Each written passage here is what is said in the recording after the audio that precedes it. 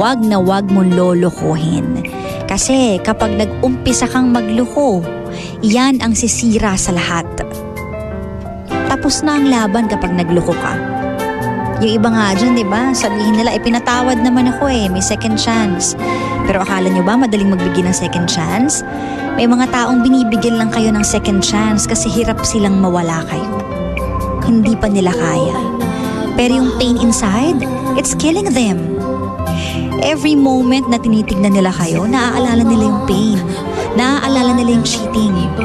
Pinipili lang nila na lunukin yun dahil sa pagmamahal. Kaya wag na wag mong sirain ang tiwala ng taong nagmamahal sa'yo.